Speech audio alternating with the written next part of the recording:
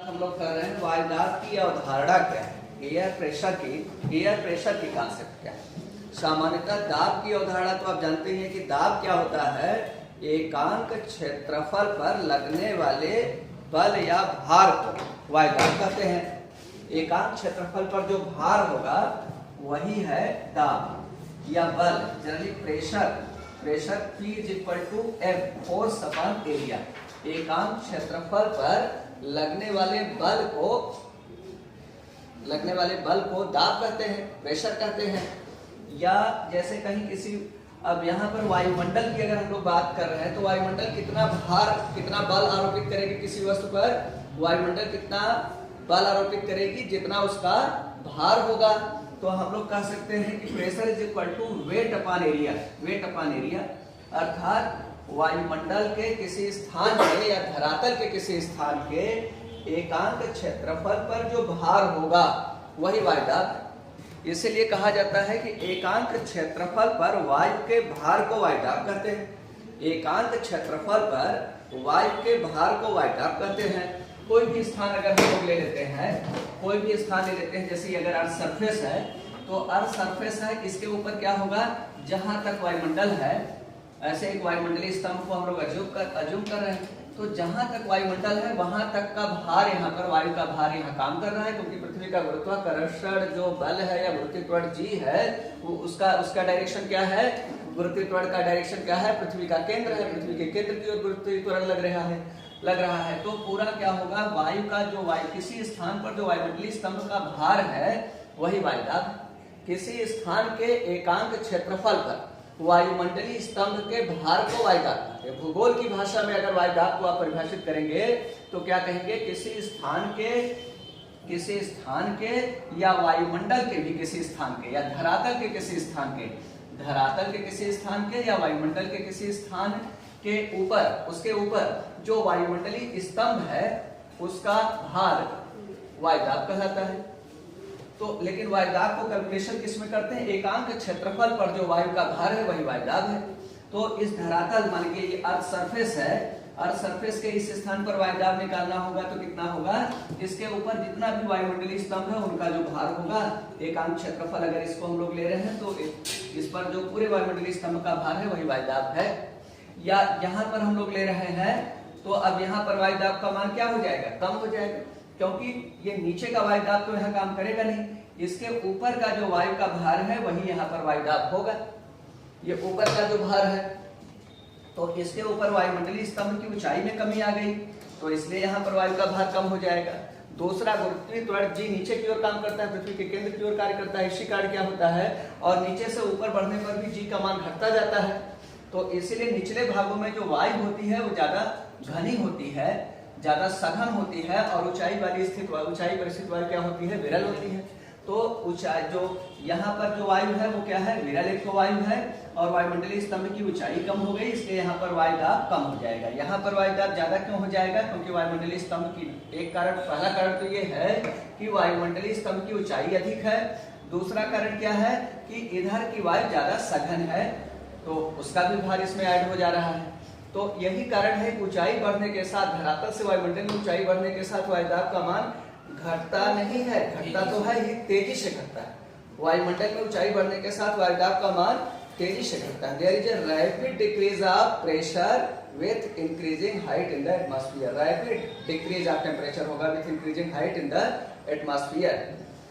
और भूमध्य रेखा से जब हम लोग सामान्यतः ध्रुवों की ओर बढ़ेंगे, अलग अलग वायुदाब पेटियों में अलग अलग स्थिति हो जाएगी, लेकिन सामान्य भाषा में आपको वायुदाब का वितरण बताना है तो क्या हो जाता है, भूमध्य रेखा से ध्रुवों की ओर बढ़ेंगे तो तापमान में सामान्यतः गिरावट आती है, तापमान में गिरावट आएगी, इसलिए वायुदाब का मान बढ़ता जाएगा।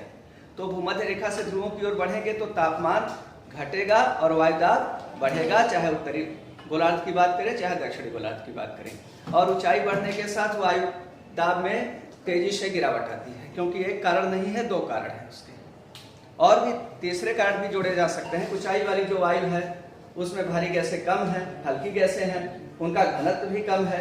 नीचे जो वायु है उसमें भारी गैसें भी हैं, प्रदूषक गैसें जो भारी भी हैं, और उनका घनत्व भी नीचे ज्यादा है।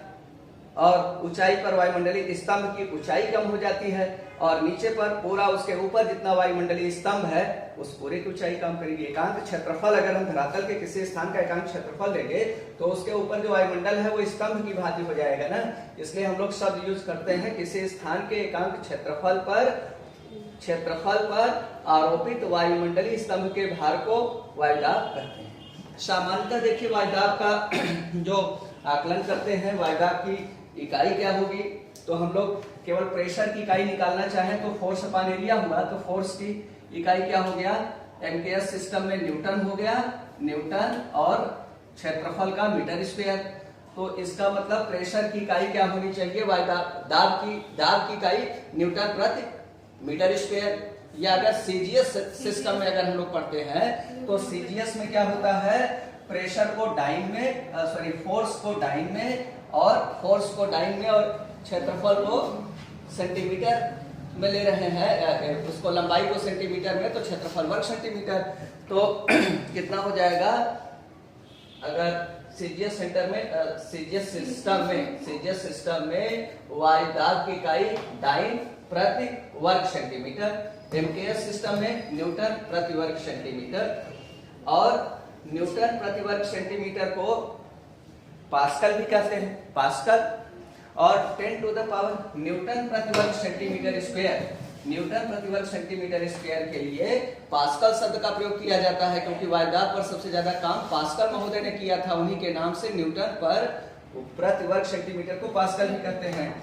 और 10 to the power 5 pascal, 10 to the power 5 का मतलब 1 के आगे 5 जीरो, अर्थात 1 लाख पास्कल बराबर कितना हो जाता है, 1 लाख पास्कल बराबर 1 बार होता है, बार भी प्रदर्शित करते हैं।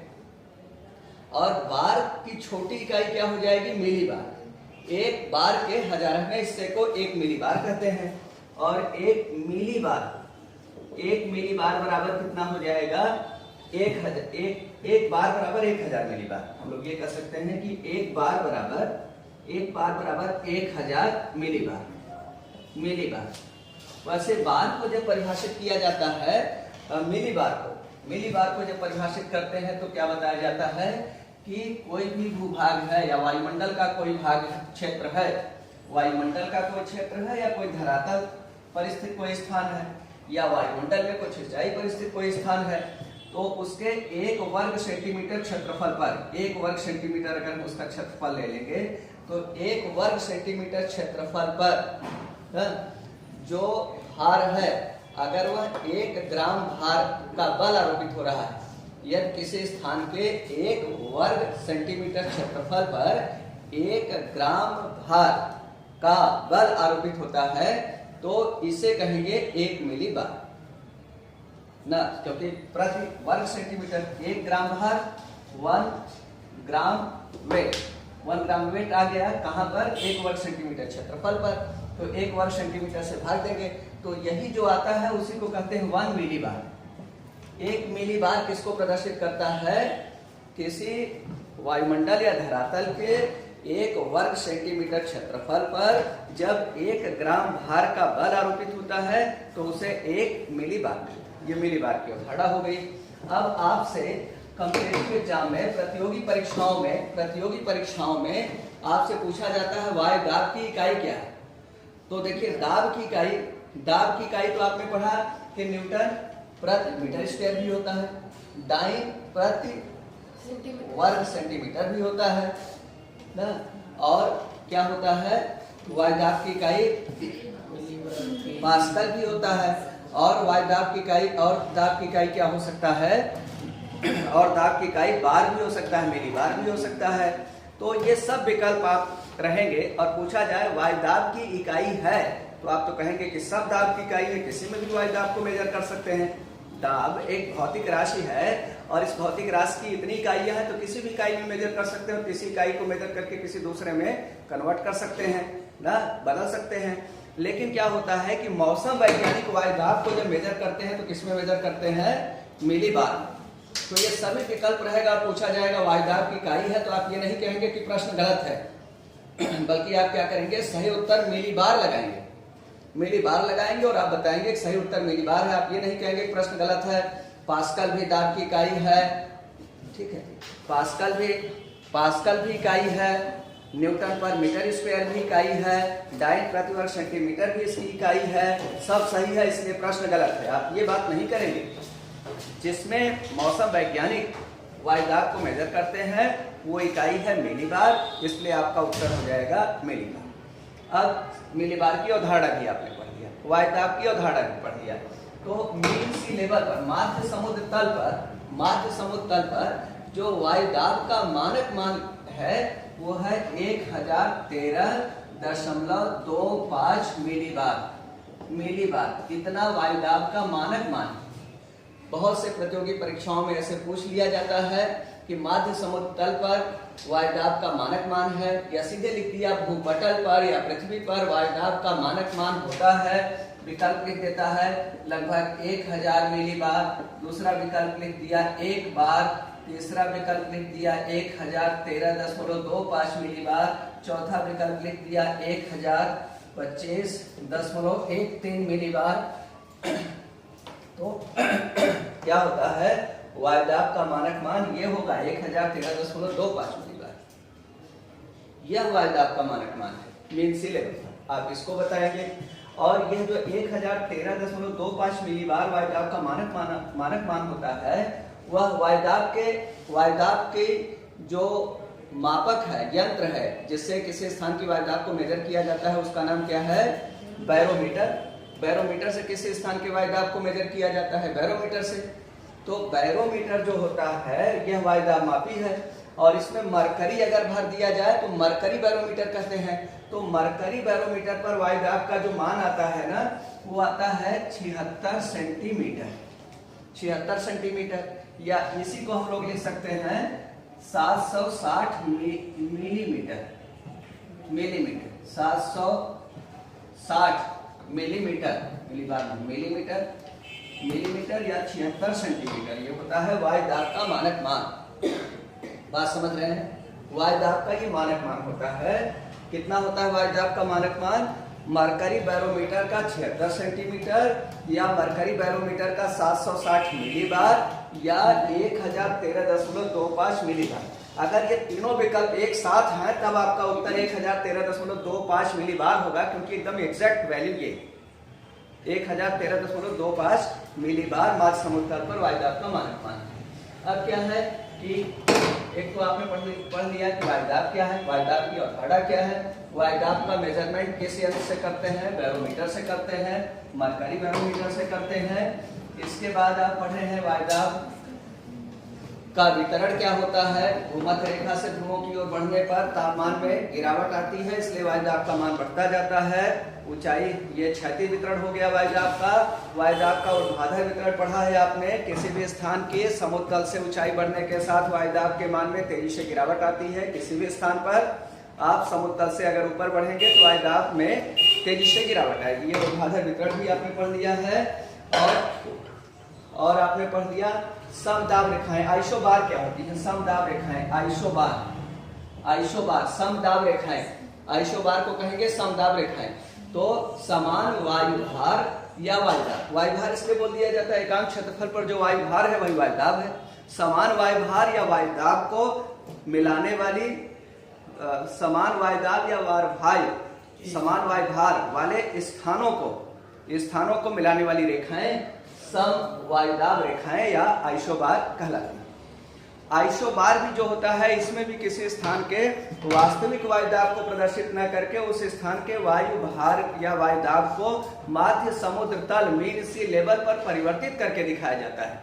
किसी स्थान वायु भार जब बनाते हैं, सम वायुदाब रेखाएं जब खींची जाती हैं या आइसोबार खींचा जाता है, तो इसमें भी किसी स्थान के वास्तविक प्रेशर को नहीं प्रदर्शित करते हैं, बल्कि उस स्थान का क्या करते हैं, वायुदाब को मीन सी लेवल पर परिवर्तित करके दिखाया जाता है। ठीक है, ये बात आप समझ रहे हैं। अब क्या है, वायुदाब को प्रभावित करने वाले कारक। वायुदाब को जो प्रभावित करने वाले प्रमुख कारक हैं उसमें एक तो तापमान है, पहले नंबर पर टेम्परेचर है। आप जानते हैं किसी स्थान का अगर जैसे कोई स्थान है वहां पर तापमान अगर बढ़ जाएगा तो वहां की वायु में क्या हो जाएगा, प्रसार होगा, फैलाव होगा, एक्सपेंशन होगा, तो वायु का घनत्व घटेगा। और जो वायु का घनत्व घट जाएगा, जो वायु इतने क्षेत्रफल पर व्याप्त थी वही वायु इतने क्षेत्रफल पर व्याप्त हो जाएगी। तो एकांक क्षेत्रफल पर वायु का भार घट जाएगा, क्योंकि यहाँ क्षेत्रफल बढ़ गया। वो किसी स्थान पर तापमान बढ़ने के साथ वायु में प्रसार होता है, वायु का घनत्व घटता है और इसलिए वायु दाब में गिरावट होती है। आप जानते ही हैं बात को।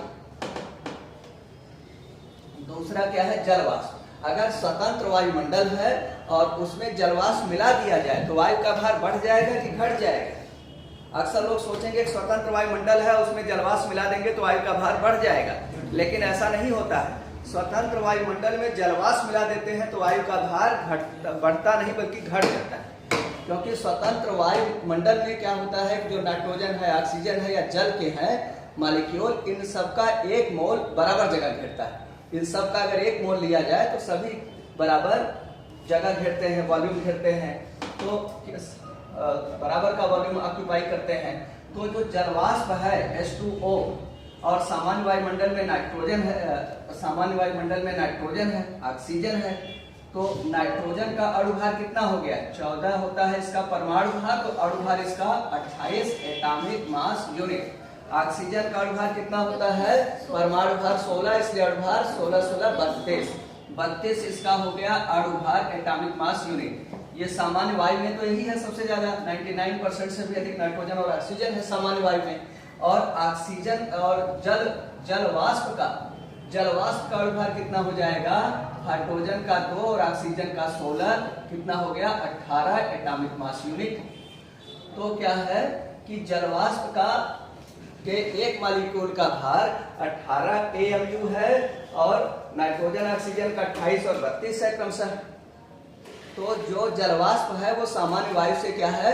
हल्की है। जलवाष्प सामान्य वायु से हल्की है और स्वतंत्र वायुमंडल में जितना एक मोल नाइट्रोजन गैस जितना जगह घेरेगा उतना ही एक मोल ऑक्सीजन जगह घेरेगा, उतना ही एक मोल जलवाष्प जगह घेरेगा। तो एकांक क्षेत्रफल पर क्या हो जाएगा? वायु, अगर वायु में जलवाष्प मिल जाएगी तो स्वतंत्र वायु का भार बढ़ेगा नहीं बल्कि घट जाएगा। स्वतंत्र वायुमंडल में अगर जलवाष्प मिला देंगे तो वायु का भार जनरली लोग बता देते हैं कि बढ़ जाएगा, लेकिन बढ़ेगा नहीं, घट जाएगा, क्योंकि जो जलवाष्प है वो नाइट्रोजन ऑक्सीजन गैसों से हल्की है। फिर इसके बाद समुद्र तल से ऊंचाई। किसी स्थान पर अगर समुद्र तल से, एक स्थान है इस पर अगर आप समुद्र तल से ऊंचाई बढ़ेगी तो वायु का दाब बढ़ेगा कि घटेगा? घटेगा, क्योंकि यहाँ पर वायु दाब जो होगा इसके ऊपर जो वायुमंडलीय स्तंभ है पूरे के भार के कारण होगा। लेकिन यहाँ पर जो वायु दाब होगा ये केवल इसी वायुमंडलीय स्तंभ की ऊंचाई कम हो जा रही है, क्योंकि इसके ऊपर जो वायुमंडलीय स्तंभ है केवल उसी के भार के कारण यहाँ वायु दाब होगा, यहाँ वायु दाब वैसे ही कम हो जाएगा। दूसरा देखिए कारण क्या है? दूसरा कारण ये है कि यहाँ नीचे वाली वायु अधिक सघन है, डेंसिटी ज्यादा है, घनत्व ज्यादा है। ऊपर वाली वायु क्या है? विरल है, उसका घनत्व कम है। इस कारण से भी ऊंचाई बढ़ने के साथ वायुदाब, समुद्र तल से ऊंचाई बढ़ने के साथ वायुदाब में तेजी से गिरावट आती है। गुरुत्वाकर्षण बल की अगर हम लोग बात करें तो गुरुत्वाकर्षण बल किस तरह से काम करता है? गुरुत्वाकर्षण बल या गुरुत्वीय त्वरण की बात करें, गुरुत्वीय त्वरण का क्षैतिज वितरण क्या है?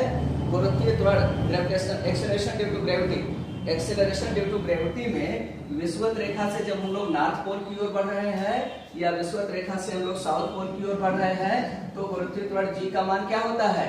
बढ़ता जाता है। आप जानते ही हैं, यहाँ पर जब हम लोग विषुवत रेखा से ध्रुवों की ओर बढ़ेंगे तो G का मान क्या होता जाएगा? G का मान बढ़ता जाएगा और G का मान बढ़ेगा तो वायु का घनत्व भी बढ़ेगा और वायु भारी होगी अर्थात वायु का घनत्व बढ़ जाएगा।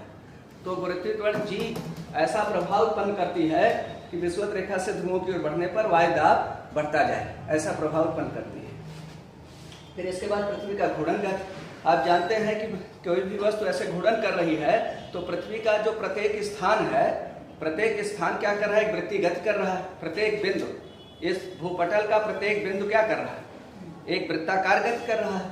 और जब कोई भी वस्तु ऐसे वृत्ताकार गति करती है तो क्या होता है? केंद्र की ओर लगता है अभिकेंद्री बल और केंद्र के बाहर लगता है अपकेंद्री बल। इधर क्या लगेगा? सेंट्रीपेटल फोर्स और इधर सेंट्रीफ्यूगल फोर्स। तो पृथ्वी के घूर्णन के कारण क्या है? बाहर की ओर अपकेंद्री बल काम करता है, सेंट्रीफ्यूगल फोर्स ना। सही है ना? सेंट्रीफ्यूगल फोर्स अपकेंद्री बल काम करता है, तो अपकेंद्री बल के प्रभाव से क्या हो जाएगा, गैसों पर बाहर की ओर जो वायु है, जो वायुमंडल है, उस पर बाहर की ओर एक फोर्स काम करेगा, अपकेंद्री बल काम करेगा।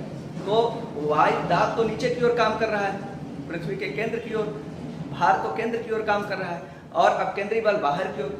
अच्छा, अपकेंद्री बल का मान कब ज्यादा होगा, वृत्त की त्रिज्या बढ़ने के साथ अपकेंद्री बल का मान बढ़ता है कि घटता है। जैसे आप ऐसे कोई वस्तु है, ऐसे आप और ऐसे उसको गति दे रहे हैं, तो कहां पर अपकेंद्री बल का मान ज्यादा होगा, यहाँ पर ऐसे वस्तु घूम रही है तो अपकेंद्री बल का मान ज्यादा होगा, कि यहाँ पर वस्तु घूम रही है बराबर वेग से घूम रही है, तो यहाँ पर अपकेंद्री बल का मान ज्यादा होगा, कि यहाँ पर। वृत्त आप व्यवहारिक रूप से समझिए, एक पत्थर का टुकड़ा ले लीजिए, उसको रस्सी, छोटे रस्सी में बांध कर ऐसे घुमाइए, आसानी से आप घुमा लेंगे। बड़ी रस्सी में बांध कर घुमाइए, केंद्र की ओर ज्यादा, और बड़ी रस्सी ले लीजिए, और बल लगाना पड़ेगा, और बस बल रस्सी ले लीजिए, और बल। तो जितना ही सेंट्रीपेटल फोर्स उतना ही सेंट्रीफ्यूगल फोर्स ना। रस्सी आप बड़ी लेते जा रहे हैं, बल ज्यादा लग रहा है, बात समझ गए हैं ना, रस्सी पर। इसका मतलब कि वृत्त अगर छोटा है तो अपकेंद्री बल कम, वृत्त बड़ा है तो अपकेंद्री बल ज्यादा। तो कहां पर बड़ा वृत्त बनेगा, कोई बिंदु यहाँ पर है तो बड़ा वृत्त विषुवत रेखा के सारे, सबसे छोटा वृत्त कहाँ बनेगा, यहाँ पर। तो अपकेंद्री बल का मान क्या हो जाएगा, भूमध्य रेखा से ध्रुवों की ओर बढ़ने पर अपकेंद्री बल का मान घटता जाएगा। और अपकेंद्री बल क्या कर रहा है, बाहर की ओर गैसों पर दबाव बढ़ा रहा है, गैसों पर अपथ्रस्ट एक तरह से उत्पन्न कर रहा है। तो इसलिए अब पृथ्वी के घूर्णन के कारण जो अपकेंद्री बल उत्पन्न हो रहा है, वह भूमध्य रेखा से ध्रुवों की ओर घटता जाता है, और इसी कारण वायु दाब क्या होगा, भूमध्य रेखा से ध्रुवों की ओर बढ़ना चाहिए। मतलब वायु दाब को भूमध्य रेखा से ध्रुवों की ओर बढ़ने में पृथ्वी के घूर्णन की भी एक भूमिका है। पृथ्वी का घूर्णन भी किसी स्थान के वायु दाब को प्रभावित करने वाला एक कारक है। तो किसी भी स्थान के वायु दाब को प्रभावित करने वाले जो प्रमुख 5 कारक हैं, उनको हम लोगों ने आज डिस्कस कर लिया, और कल हम लोग वायु दाब की पेटियों को डिस्कस करेंगे।